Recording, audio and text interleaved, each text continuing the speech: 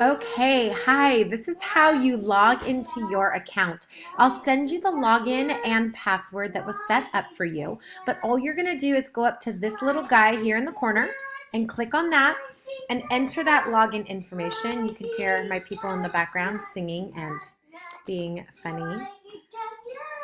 I said, of course, hey, be quiet, I'm gonna do a video, and instead that means let's sing a song.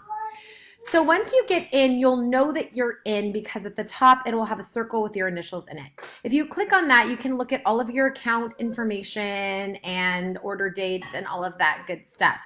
Over here, you can click shop and that will take you to all of the products. You can click on the different tabs at the top and go through, or you can just scroll and it will give you here the wholesale price and then also the retail price. It doesn't give you, because you're logged in, the preferred customer price. So in order to find what that would be, if you wanted to share that information with somebody else that would order from you, you can just sign out and be on the main site.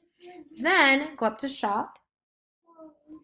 And when you click on it, it will show you here what the cost is retail and then what the cost is as a preferred customer. It says with the subscription, and that's the monthly order, but just like your order, we can always move that back and switch those dates up, and that's no problem.